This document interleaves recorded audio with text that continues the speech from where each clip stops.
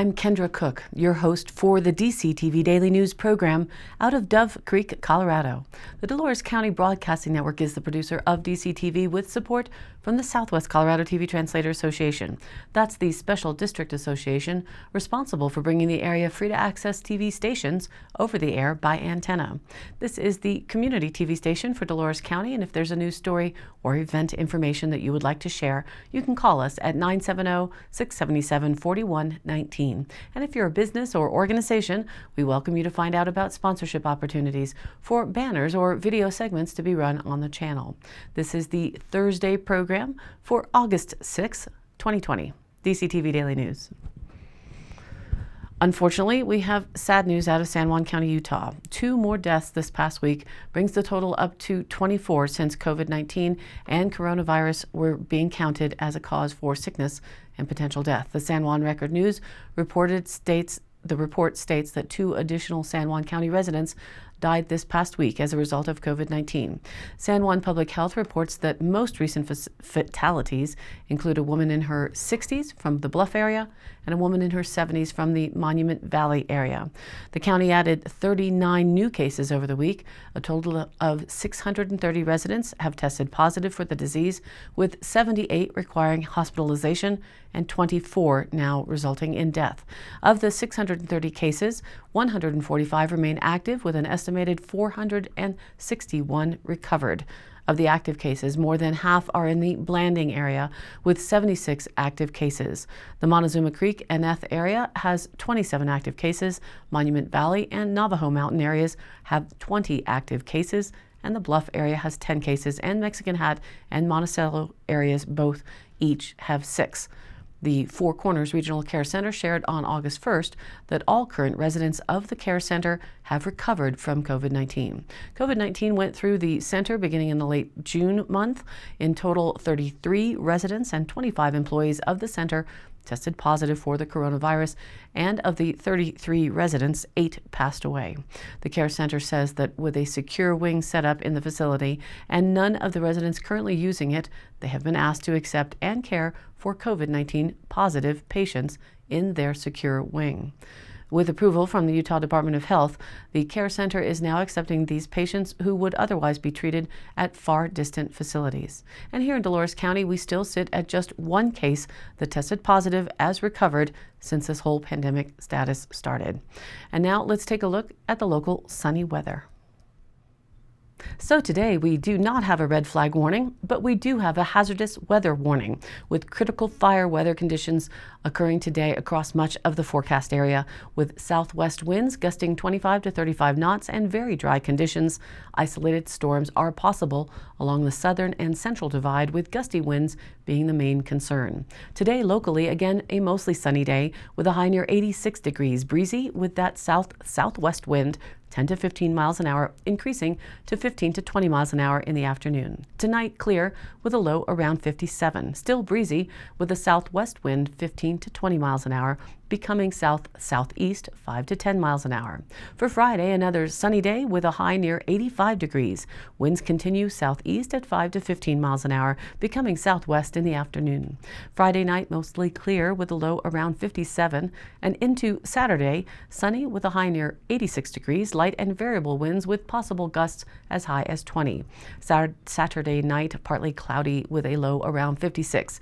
And again, a beautiful late summer day for Sunday, mostly sunny with a high near 87 degrees. Sunday night, mostly clear and a low around 56. And for the foreseeable future, as they say, it's holding much of the same weather patterns. For Monday, sunny with a high near 87. Monday night, mostly clear and a low around 55. And Tuesday, sunny with a high near 86 degrees. Tuesday night, mostly clear with a low around 55. And now, back to our news. The Navajo Nation has been hit hard by the impacts of the coronavirus. Though the cases are slowing down, fortunately, they are far from out of the woods, as it were. The Durango Herald reported headlines that the Navajo Nation are moving towards virtual learning. The tribe has gone 35 days with fewer than 100 cases. This is a photo, Adobe stock photo.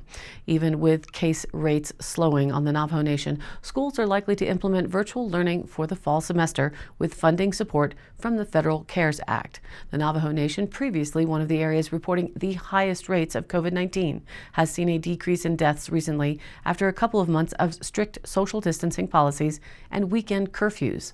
The Department of Diné Education conducted 2 surveys, one of parents and one of the school's principals, for input about how the community wanted to return to schooling for the fall 2020 semester with the ongoing coronavirus pandemic. Preliminary results showed a large majority of parents supported virtual and online learning, considering it safer for their children, according to a news release from the office of the Navajo Nation President Jonathan Nez. The, quote, number of COVID-19 cases here on the Navajo Nation is flattening, but based on the high number of COVID-19 cases in cities and other areas near and around the Navajo Nation, there remains substantial risk for our citizens, Nez said in his press release. The Department of Diné Education announced it was still working to secure Wi-Fi equipment and laptops for online learning, but it had recently received 2,500 laptops, a large portion of which was donated from the New Mexico Public Education Department. There are also different types of schools with different authority on the Navajo Nation, which spans Arizona, New Mexico, and Utah. On the nation, there are public, private, parochial, charter, tribal, and Bureau of Indian Education operated schools. Quote, each school has their local authority and governance, so this really has to be a collaborative effort among all school officials, teachers, and parents, said Navajo Nation Vice President Myron Lizer. It will be challenging, but we have to do everything we can to protect our students, teachers, and many others so that our students can continue to advance their education.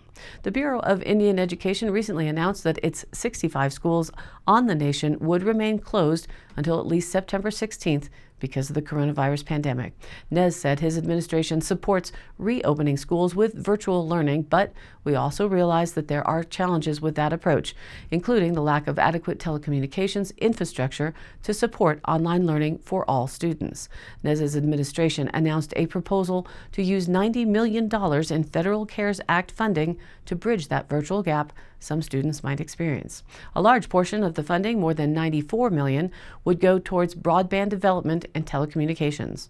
In addition, $45 million would go to undergraduate and graduate college student relief, $5 million to Navajo Head Start centers, about $4 million to teacher development and student support, $3.7 million for Department of Diné Education technical needs, and $5 million for Department of Diné Education incentives. The nation, which has gone more than 35 days with fewer than 100 cases reported daily, implemented strict social distancing policies, a daily curfew, and a nightly curfew to lower its case count. On Monday, the nation announced 36 new cases and 1 COVID-19 related death, bringing its total number of deaths to 462 and 9,139 positive cases. Public schools in New Mexico will also be virtual learning through at least September 8th, according to the state's Public Education Department's decision. Here in Dolores County, the link to last night's meeting is online on our Facebook page, where you can replay the live event with the school board, which was about an hour and 45 minutes long. The school has also released their plan for the 2020-2021 school year moving forward, with classes scheduled to begin on August 19th. And so the struggle continues in many states between the orders of the health departments and the governor's offices and those adversely affected by the restrictions and enforcements. The Durango Herald reported on what's happening in New Mexico. The New Mexico Supreme Court ruled on Tuesday that Governor Michelle Lujan Grisham has the authority to fine businesses that do not follow public health orders. The New Mexico Restaurant Association, alongside other businesses in the state, filed a lawsuit arguing Lujan Grisham's public health order unfairly targeted the restaurant industry. The state Supreme Court, which broadcast the hearing on Tuesday morning, said Lujan Grisham has that power within New Mexico's legislature.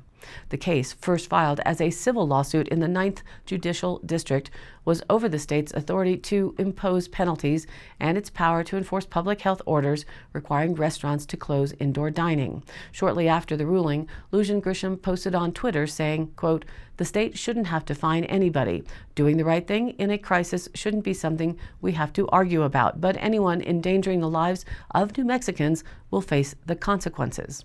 The ruling comes a week after the state filed petitions in the Aztec District Court asking it to order 4 San Juan County, New Mexico restaurants to stop operating. The Department of Environment and Department of Health argued the businesses were in violation of the state's public health order and were placing staff members and customers at risk. TJ's Diner, Country Family Restaurant in Kirtland, and 2 Los Hermanitos locations in Farmington had their food service permits suspended by the State Environment Department for violating the public health order prohibiting indoor dining.